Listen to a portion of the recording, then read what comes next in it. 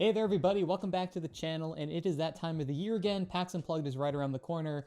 I will be heading into the beautiful city of Philadelphia for a couple days to look at a whole bunch of board games, and we're going to do our regular preview video here where I have opened up the Board Game Geek preview page, opened up a ton of tabs of all the games that I am interested in, and share a little bit about why I am looking forward to them. So these are games that might be for sale, they might be games I want to demo there. There's really no rhyme or reason other than, hey, they look interesting to me. So let's go ahead and get right into it. I have a whole bunch of games here to talk about. So this is the master list here that had 68 titles, and here I broke them into a couple categories. I have the games I have either played, made videos on, or I've talked about in the past. I have the Indie Game Night highlights, I have card and dice games, I have party and dexterity games, and I have everything else, kind of like your general catch-all for strategy and all other games. And if only certain of these interest you, I will have chapters in the video below. Feel free to skip around and only look at the games that might be interesting you.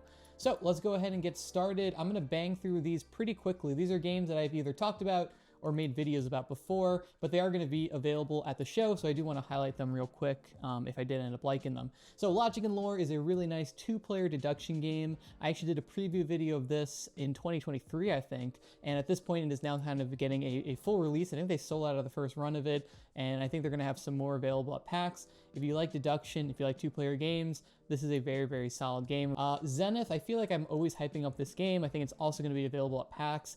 Really nice two-player tug-of-war game. I've been playing this a ton on Board Game Arena, and I feel like I need to get around to finally getting a physical copy of it.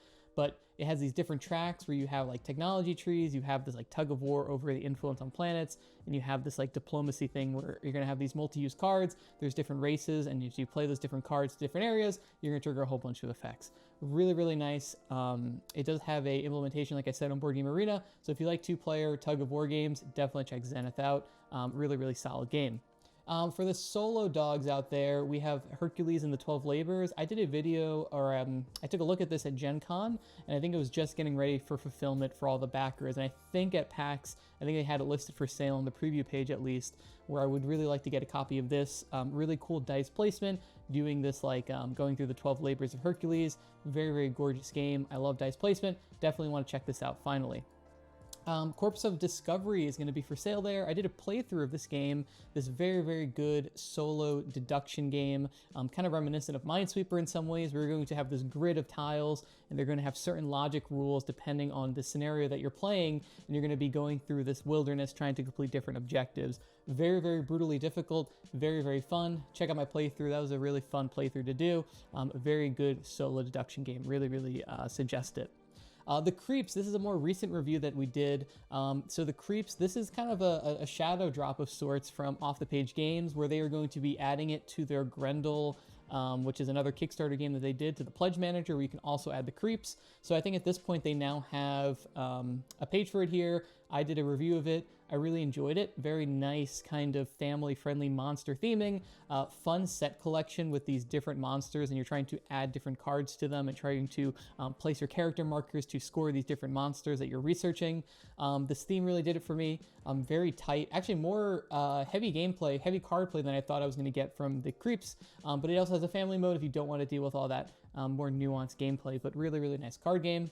And I believe, I don't think it's going to be for sale there. I think you can demo it there. So definitely check it out. If you did see the review and want to check it out, you can do that there.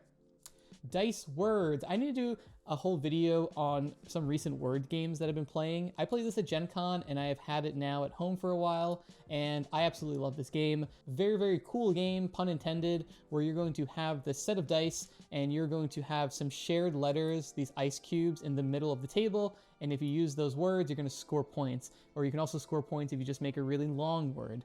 And I don't know, just the dice rolling, it's kind of like part Yahtzee, part Scrabble. You kind of mush them together, and it's really, really nice. The kind of art and aesthetic, having this like slushy, like, I don't know, look to it. I really, really like it. Solid, solid word game. If you're a fan of that, I feel like this is a good Christmas gift. If you have someone who is a fan of Scrabble or word games, if you have like a Wordle mom out there, I think that the Dice Words could go over really, really well for them. So really, really solid game. I really enjoyed it. March of the Ants. This is the ant-themed 4X game, and I think they were demoing this at Gen Con. I think they will finally have it for sale at PAX Unplugged. I really want to get this played. I've really been interested in it for a while, so I'm going to be on the lookout, and hopefully I can get a game of this played, because again, the 4X theme with ants and like kind of smaller scale non-space thing. I'm really, really digging that, so I want to check that out. Sanctuary, I talked about this during my Gen Con kind of wrap-up video. I enjoyed the kind of preview games that Capstone were doing there.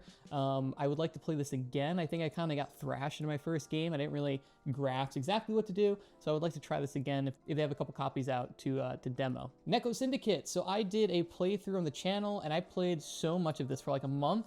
I was playing this like non-stop solo, and this game is a tableau builder, kind of like, I think programming is probably too strong a word, but you're building this pyramid of actions, and you're gonna send your little mob cat boss down certain routes, and you're gonna trigger certain actions, and you're trying to fulfill these different sushi things on each of these cards.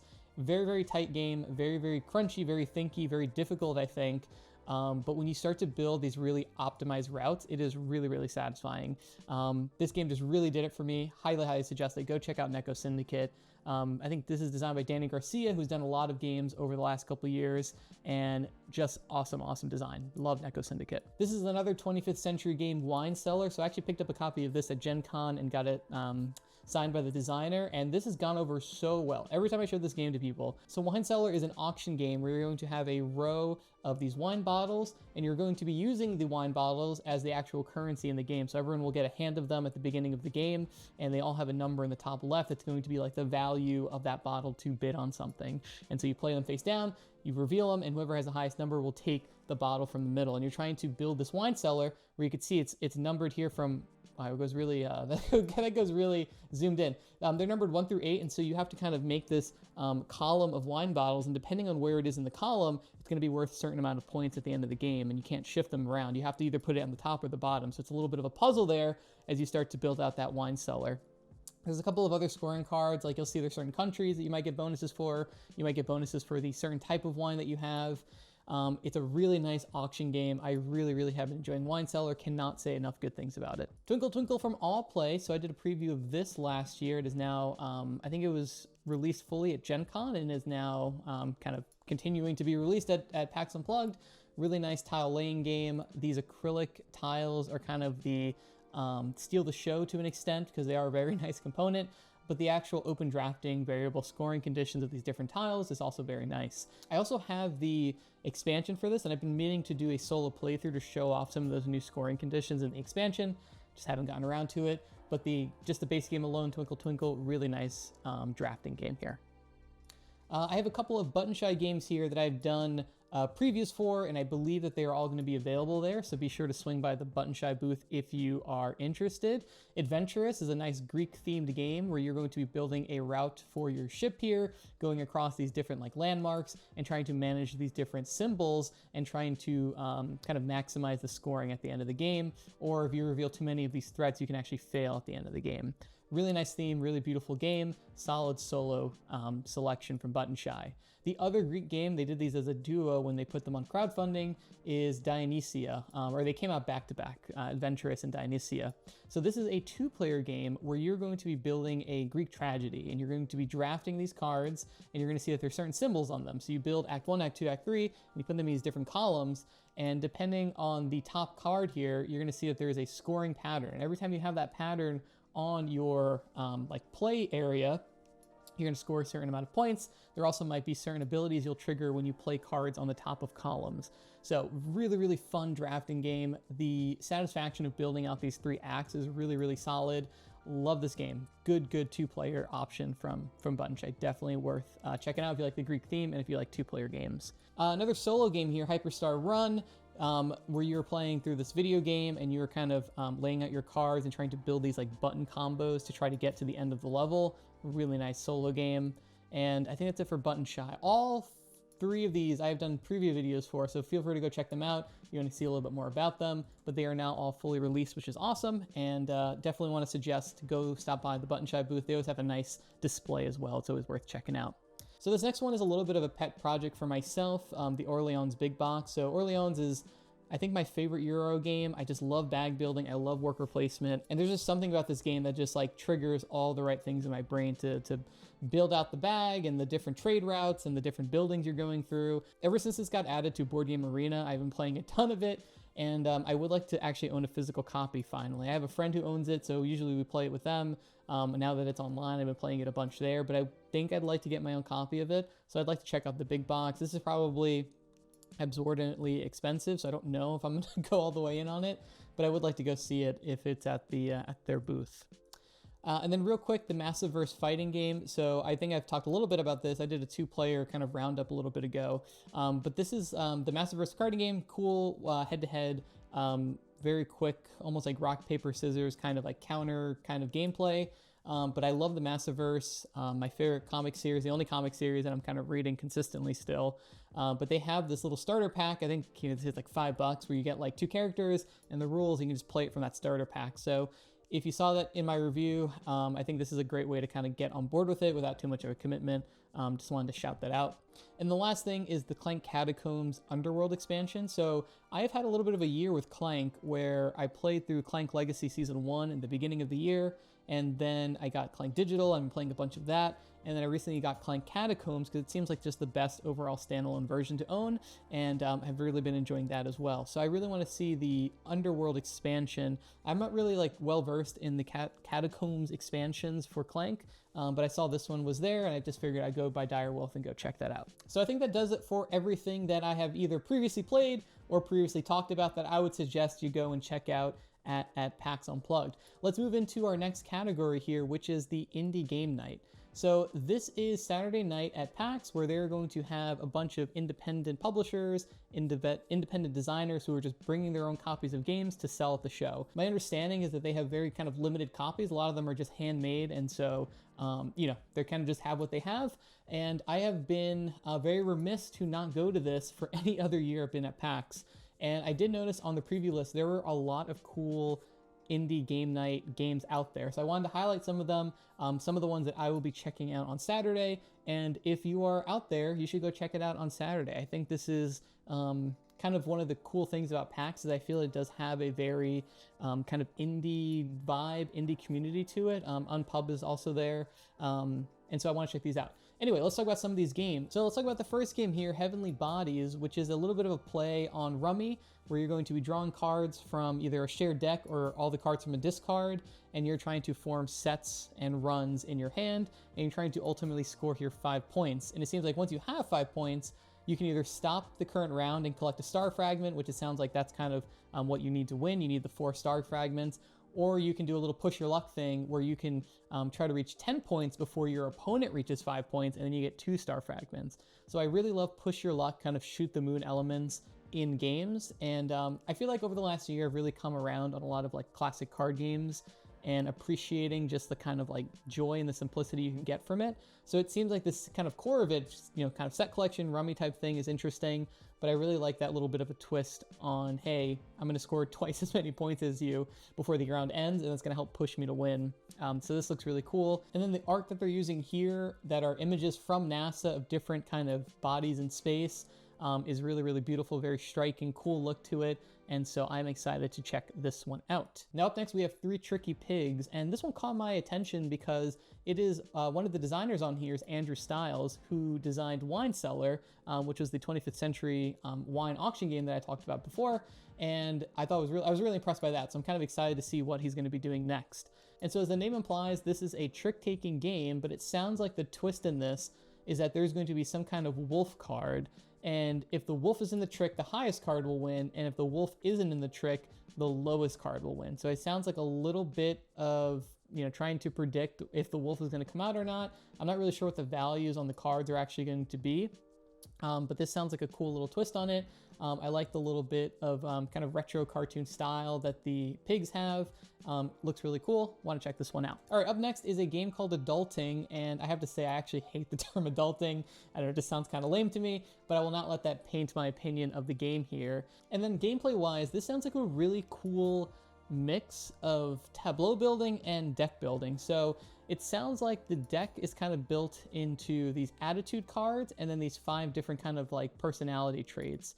And what you need is to do these certain chores, you need the kind of matching personality. So if you want to do like the make your bed, then you need to have the chill card here. And you need those, like, you need to both build your deck and you also have to build your tableau to like trigger these actual actions. So that sounds like a really cool kind of gameplay loop. And I just really like this idea of this kind of tableau building and deck building mixed. And this overall theme, despite the name, seems really kind of just interesting, like trying to build a balanced life through these cards. Sounds like a lot of fun. Okay, up next is Flip Burger Shack. And so this is a drafting game from what I can make out, where you're going to be taking these different ingredients and trying to fulfill these different burger cards. So if you are anything like me and you grew up in the age of Flash games, there are many games about building sandwiches in a specific order and trying to catch things as they fall from the sky. And this is just really speaking to me. It looks cute. I want to check it out. All right, this is probably the oddest one out of this whole bunch, Fold and Fly. That is a game about folding paper airplanes and trying to fly them. I'm really curious to see what the game component of this is. And then another thing that surprised me about this game is that the designer here, Taylor Schuss, is also the designer of Stonewall Uprising, which is a war game that I played at Circle DC a few years ago. And going from war game to Fold and Fly is just like a big pivot. But I don't know, there's something just like makes me happy to look at this and this like kind of goofy paper airplane game. It looks cool and I wanna check it out. That sounds like a really fun late night game to play. Frog Faire. So this might be the one I'm most looking forward to. There's something about this that is just really, really piquing my interest. And so the theme of this is that there is like this carnival with these different frogs, and the game is going to be split up into these like 3 different mini games. And what really caught my interest about this is that, right, it has that theme of a frog fair and this like frog Olympic type thing. And it's actually going to be 3 mini games that you play over the course of this game. So here, game 1, the long hop, hop the furthest by playing combinations to score the most points. Game 2, swim the farthest by playing card combinations. And I don't know, just like having to manage your cards throughout multiple games as it is, just seems really interesting. I really like this like cute frog, just feels like almost like a children's book or something. It's just really cute, and I want to definitely check this one out.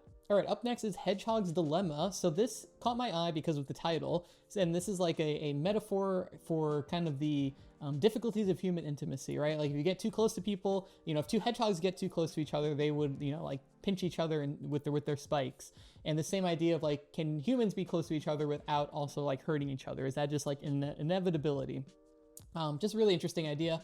And to kind of apply it to a game with trick taking is like, how are you going to do that? So it seems like the idea is that you are trying to kind of balance which person wins tricks each round and trying to balance out that relationship. I think there's also kind of different win-lose conditions that might come up during the game. And it also is all on top of this really gnarly looking art, like these spikes coming out of the skin and these thorns. It looks really like gnarly. I love just like the very stark art that this has. It just looks so cool. So definitely one I will be checking out. All right, so we have 2 left here. So next up is Imps. So Imps is going to be a Mancala game, and that is one of my absolute favorite mechanics that I feel not too many games explore, where you are going to be controlling these groups of imps, and you're going to have this board here, and you're going to do the Mancala thing where you can pick one element up and then drop them around. And it looks like each round here, you're going to have some different end game scoring conditions, like depending on where things are in this track.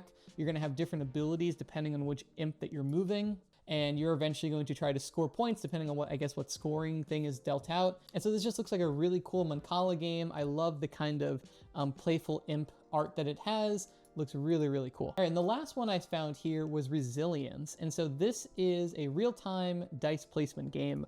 And so I love dice placement, one of my favorite mechanics. And it sounds like you were trying to manage these different like natural disasters cooperatively. And I don't know, just seems like a really interesting theme for a game. I like dice placement. It almost reminds me a little bit of Atlantis Rising, which is another dice placement cooperative game. Obviously this one's real time and it's gonna be a little bit different, but definitely one I would like to check out. All right, so that's gonna do it for the Indie Game Night games. I will be there Saturday night. Hopefully I can try as many of these as possible. And I don't know, it feels like an important thing to try to do to go out and see the next generation of games, particularly because I believe one of the card games we're about to talk about was found at the Indie Game Night last year. Torchlit, that All Play is putting out this year. I'm almost certain that they mentioned that they found that game at Indie Game Night last year. So who knows what you're going to come across that might be the kind of future game that we are playing from a major publisher, which is really cool. All right, let's move into our broad category of card and dice games. So up first, we have Honeypot that is coming to us from Flat Out Games with this awesome Kwanchai Moria artwork here of these bears. And so this game mechanically, it sounds like it's going to be a I Split You Choose game where everyone is playing as like some kind of spy bear or something,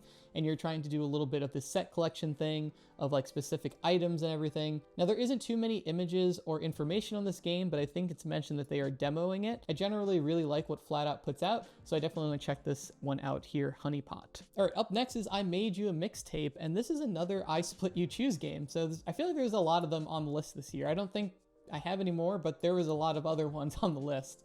And this one, you're going to be splitting these cassette tapes and trying to do different set collection conditions, kind of with the different genres of music and all that stuff going on. So I like the music theme. I like the, it's cool that they are using kind of like real songs and stuff and real artists in these different cassettes. This is a little before my time, but I Made You a Playlist will maybe be the sequel, and that will be contemporary. But I do really like this. Looks cool. Definitely want to check it out. All right, up next is Botswana. So this is on the long list of 90s Reiner Knizia games that everyone considers a classic and talks about, and that is now getting kind of a modern reprint.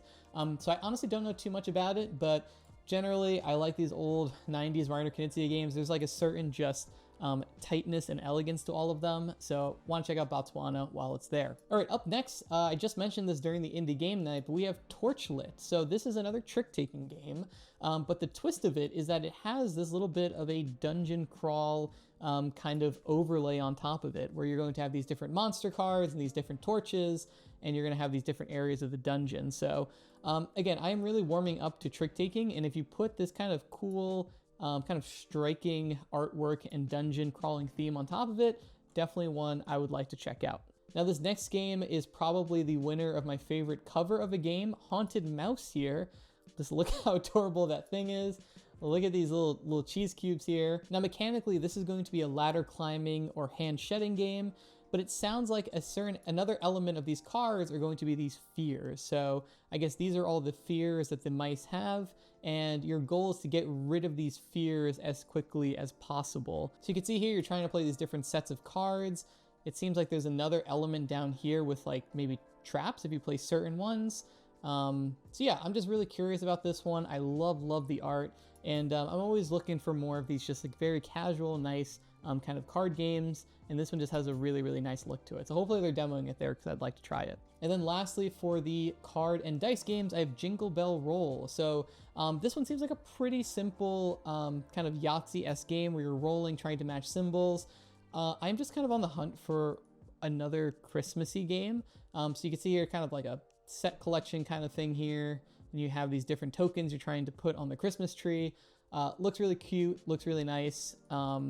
Pretty light standard dice rolling, but definitely would like to demo it while I'm there and check it out. Okay, so moving into party and dexterity games. To be fair, this is a pretty broad category, and first we're going to talk about Pick and Packers. So this is coming from Oink Games, and this is another kind of dexterity game from them that you are going to have to work with other people to, I guess, stack all of these like presents on this platform, and then you're each going to have to like use one of your fingers and trying to navigate it around. And I'm not sure if you're trying to like drop certain gifts off on certain cards or something, but I love an Oink game with a good gimmick, and I like dexterity games already. And again, going off the Christmas theme that we just talked about, I would really like to check this one out. Looks cool. So up next is Cattywampus, which is a party game from Third World Studios, and this is a drawing party game where it seems like you are going to get a kind of secret word, and your partner is going to get a secret word, and you're going to have to complete these drawings that are going to connect across two different boards. And so I can't even make out bird and something else. I can't quite make out what that is. Happy Bird, maybe. So this one looks really cool. I'm a big fan of drawing party games, telestrations and warning signs from Wacky Wizard games, and this one just looks really neat.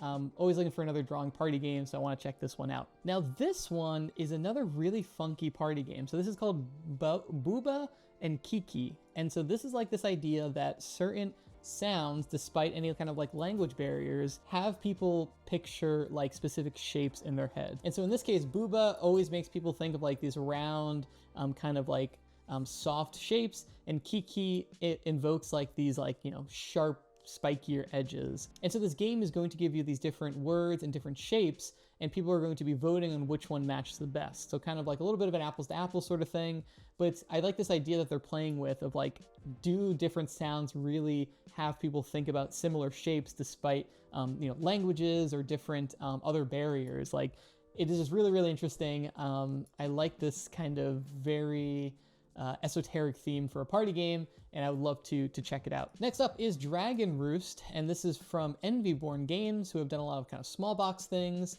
And I don't think there's any images of this one, no. But this one, from what I've read, is another dexterity game where you're going to be building a dragon roost, as the name kind of suggests. And as you build that tower, it seems like you're going to be placing these baby dragons and trying to place them on the tower without having everything fall off, and then put the mother at the very top.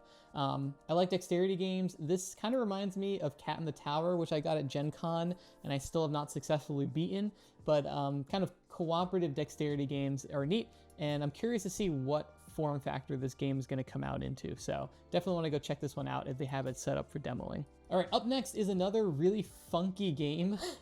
And there's a couple of funky games from this publisher here, DVC Games, which I had never heard of before this year, but they have a bunch of games on the kind of preview list here. And this one is called Playthings. And so I have to recheck the description because it's such a weird description of a game. So Playthings is a sensory guessing game where players take turns as the Night Terror, hiding toys in rooms on a house map while the rest sleep with their eyes closed. And it sounds like you're going to be placing these items on this board, I assume, and the other players are going to feel around the board with their eyes closed and trying to figure out where certain items went. But then it also plays with this idea of like, I think it even says it on the box, right? The peculiar parlor game. Will you peek? I guess, like, what's stopping people from like peeking, I guess? Is it just the honor system? Like, what is the penalty if you peek? I don't know. This cover looks crazy. The description sounds wild, and I really want to try this game. Playthings, I don't know if it's going to work or not, but I love games that are doing weird stuff, and this one certainly sounds like it's doing weird stuff. When you're describing it as a sensory guessing game, you definitely have my attention. All right, up next is French Toast. So this is from Allplay. They teased this when they were talking to us at Gen Con, and so I feel like I'm going to struggle to describe this game again, but the idea is the what do they call it? The Toastmaster, like the kind of guesser, is going to have a word in front of them, and you have to get to that word starting from French toast. And you have to kind of like chain these clues together, starting from French toast and eventually getting to this final word. Sounds really weird, really funky. Again, one I feel like I want to try and play to kind of like wrap my head around, but it does look absolutely adorable. And I love kind of esoteric party games like this. I'm always kind of on the lookout for those. Up next is Mystic Curling Club. So this is a dexterity game where you're going to be playing curling. So you're going to be flicking these dice and trying to, I guess, get into these different scoring conditions. But it also has this fantasy theme to it where it seems that these different characters are also going to have certain abilities. So it's going to be curling, but also have this like kind of fantasy theme on top of it. And I also didn't notice that you're not just doing D6s, you have D12s out here, which is kind of cool. But yeah, curling is kind of a fascinating game already, and I'm surprised I haven't seen it put into a dexterity game already. And maybe it has, I just haven't seen it before, but having this kind of fantasy theme on top of it seems really cool. I would love to demo this. Now, rounding out the party dexterity section is going to be a game called Karnak that's also from DVC Games. And in this one, you are both playing as like architects trying to build out this like tomb. And it seems that every player is going to have like a specific scoring that they're trying to accomplish. And your opponent is also going to have their own sets. And I guess there's some ways to like mess with where pieces are. But I don't know, this is really interesting. A competitive dexterity game like this is just really appealing to me. It also has this like very nice kind of like simple, elegant look with like the fabric board that it has. And no, it looks really cool. So definitely want to check this one out. And that's going to round out our party dexterity section. Let's go ahead and move into the everything else section. And there is a whole bunch of games here. So let's just get right into them here. And first up, we have Flinklock Global Warfare in 20 minutes. So I think this was being demoed at Gen Con and I missed out on it, but I know Floodgate will be there again and this was on the list. And this is another game from Paolo Mori, Roger Tankersley, and David Thompson, some of my favorite designers. They have a lot of other games that I've really liked. And there isn't a terrible amount of information about this game out there. I think now there are some images here. I guess, yeah, from Gen Con here. So you can see it kind of looks like Blitzkrieg here, where you have the multiple boards, you know, the different like areas of war. Looks really nice. I like this time setting too, is very cool. So hopefully I can get a demo game of that and check it out. All right, up next, also from DVC Games, is Pacts. And this game recently had a designer diary on Board Game Geek, so it was very interesting to read about how this game kind of came about. This 2-player area control game, but it also has this kind of mythological element to it, where you're going to have these different things like selkies and other kind of Irish folklore creatures that will allow you to do these different abilities and influence where your influence is on the map. And this looks very cool, very elegant. I love games that have this very kind of like almost monochromatic or very simple color scheme, and it just feels like it looks very just looks very nice. So definitely want to check out Packs. Up next is Tend, and so this is from Ivy Studios. I've played a couple of Ivy Studio games. I've kind of been okay on them, but this one here, Tend, is a very big roll and write. So I'm a big fan of heavier roll and writes, things like Dinosaur Island or Three Sisters, things like that. And this one was kind of giving me Three Sisters vibes, because it has this kind of nature, kind of agricultural theme, where you're going to have these multiple boards and you're doing all sorts of stuff with equipment in different areas and shipping things off. It has this really cool like marker almost stamps that you're going to be using for the writing part of it. But it looks very nice. Ivy Studio games always tend to look very nice, and definitely would love to get a game of this one played. I think this seems like a game that has the making of something I would really, really enjoy. So I definitely want to try to find some time to play it. Next one from Galen's Games is called Hard Drive. So we saw some of his games at Gen Con, and he is doing the kind of small tin game. So there's an image here. And they come in this little tin sort of thing. But this is a racing game where you're going to be drafting dice, and you're going to be moving your like very kind of like cyberspace racers across these different spots. So I like the dice drafting. Kind of making a small form racing game seems really cool. It was kind of reminding me a little bit of Thunder Road Vendetta, the kind of way you allocate dice in that game to move your cars around. I don't know if there's as much crashing in this, but it just looks very nice. I like the kind of, like I said, cyberspace Tron kind of theming to it. And I'm a big fan of small form factor games, so I'd like to get this one checked out. All right, so up next is Take Time. And so this is a cooperative limited communication game, and it sounds really funky. So you're gonna have cards from 1 to 12, and your goal is to try to get them in sequential order around the clock. But it seems like every round, there's going to be some kind of like weird rule that you need to follow that will make it kind of challenging. So there's limited communication. It kind of reminded me a little bit of The Mind in some ways, maybe. It looks like there's more to it though than just playing numbers in order. So this one just looks cool. I like limited communication and cooperative games. It's kind of, I don't know, something I enjoy mechanically, and definitely want to get checked out. This seems high, right? This is already 2,600 on the ranking. That seems really high. But yeah, this one looks really cool. Would like to get it played. All right, up next is For the Gods, and this one really caught my eye because of some of the designers. You have David Thompson here and Trevor Benjamin. Made some of my favorite solo games with Witchcraft and Resist. Another, plenty of other 2-player games that I've really liked. So this one seems cool. I like the Greek theme. So here's strategic area control game. You're sailing ships, using gods and divine powers. So I mean, if it's anything like, oh my gosh, what's the name of the Japanese General Orders? If it's anything like those games, and I played that at Gen Con with David Thompson, awesome experience. If it's like that, but it seems like maybe this is more of a Greek spin on it, I'm curious to see how those god powers play into it. And I don't think there's any images of the actual, oh, here they are. So yeah, this kind of is giving me General Order vibes, where you have these different routes, so you're gonna be able to move your troops around. But yeah, this looks really, really cool. This little river of cards up here for different actions, maybe. This looks really, really neat. This is recent. This is from Spiel.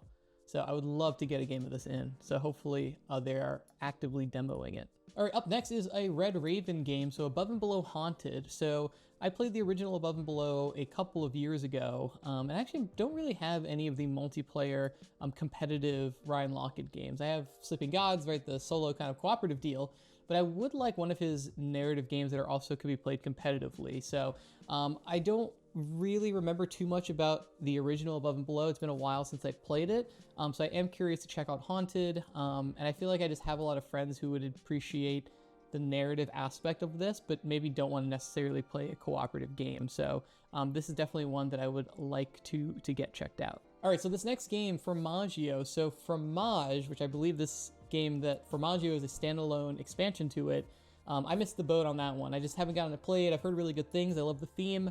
It seems like a nice kind of mid-weight Euro that has that interesting theme back to it. So maybe Formaggio is going to be my chance to get in and try some of this cheese making. So this is from Road to Infamy, who have done Canvas and Don't Go In There, and they're very good at taking these cool productions, and I feel like they're not afraid to take kind of risks, right? Like having this board in the shape of a big cheese wheel is very cool. It looks very nice, so definitely would like to try this one out. If anyone has played Fromage and you can kind of share, should I start with Fromage? Can I jump into this one? It seems like this is all standalone, so I could just kind of jump right in. So I'll be on the lookout for that one. All right, so this next game, it was further down the list than I kind of expected. So Cozy Stickerville. This is going to be, it seems like a legacy game, right? Stickers are probably the most infamous thing, for better or worse, about legacy games. And this game is all about stickers. I mean, just there's one image here with like a ton of the different sticker sheets. You can see here, look at all those. And sometimes they can be frustrating, but I am curious to see a game that the whole gimmick is built around these stickers, if it's going to work out and be fun and kind of like a cool experience to run through, or if it turns into kind of a frustrating exercise to like thin the needle or thread the needle of getting a sticker just right. But yeah, Cory Konieczka, the designer, catches my eye, and I don't know, this could be interesting, especially if this is going to be a good solo game. I'm curious to see. It seems like it's going to be competitive, and you're kind of building out these different cities, but definitely interested to check this one out. All right, Holiday Hills. So this game caught my eye because it has some cool component vertical elements. So this actually reminds me of a game we saw from Ares Games last year, the builders of Sylvan Dale, that I never did get around to playing, but it had that same idea of these like trees and you're kind of building paths between them. Here you're gonna have Christmas trees, and it looks like you have a little bit of kind of dice drafting, dice placement, which I'm a huge fan of. And like I've said a couple times, some other games we've looked at, I am on the hunt for a good holiday Christmassy themed game, and maybe this is the one. I do love some dice placement. The cool kind of board element of the trees seems really neat. So definitely want to get this one checked out. All right, up next, Children of the Colossi. So I'm a big sucker for giant monsters, kaiju sort of stuff.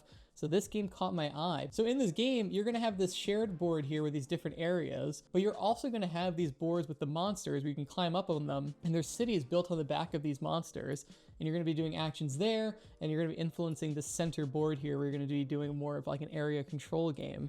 And I don't know, that theme of climbing on the monsters and the moving, walking cities is really cool. This looks really, really neat. So this seems like the perfect game that I would like to demo, see if I like it. Because I am a big fan of this theme. Area of Majority can be fun, but this one looks really, really neat. All right, up next is Here Lies. So this is also from DVC Games. Like I said, a lot of their games, I don't know, this really caught my eye with how they look. So this is a cooperative murder mystery game where one person is going to be the clue giver, and you're trying to solve these different like murder cases. But what's really interesting is the way that the clue giver is able to give evidence is kind of very subjective. Like there's kind of certain things you're going to write in, there's different cards that you're going to put out, and I don't know, it just seems like a very interesting like party game twist on this murder mystery, and it all just looks very, very interesting to me. And I like that you can kind of draw things, and it has that little bit of player input that you're able to have. It almost kind of reminds me of Chronicles of Crime, but that's very app-driven, very kind of like scripted. This one feels a little bit more freeform, which really has me interested. And I think this is the last game from DVC, Inkwell, and this one you are going to be recreating these like ancient parchments, and the way that's going to be done is that this really, I mean, the center of this board looks a lot like Azul, right? You have these different tiles, but you're not just going to have these cubes. You also have these different tools that are going to be in the center of this board here, and you're going to be drafting them and trying to complete these different tapestries here. I absolutely love these like kind of old tapestries. This art looks absolutely gorgeous. You could see the kind of like cloth board here. This looks really interesting, and I love drafting, and this all looks just very interesting. All right, up next is Rematch the Marble Puzzle Fighter. So this is coming from Brother Ming Games, and they are probably best known for putting out React, which is a awesome 2-player asymmetric game with these really cool anime characters, very tight back and forth sort of 2-player game. And they're coming back with the kind of a sequel of sorts to it, Rematch, and it's going to be driven by this little puzzle system. So it's kind of these match 3 sort of thing, but you also are going to have your different player boards. Where are the player boards? So you're gonna have these different player boards where, depending on the combination that you complete, you can see if you do like 1 red, 2 red, or 4 red, you're going to do certain effects. So it feels a little dice throny, where depending on like the dice that you roll out, you trigger certain abilities.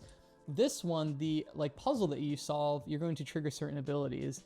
And it has that same very cool artwork that React has. You have these different health dials here, and it seems like it has a lot of interesting stuff going on, and I'm really excited because I love this. This core thing here looks so much fun, like being able to manipulate them and kind of plan ahead and see as they fall down.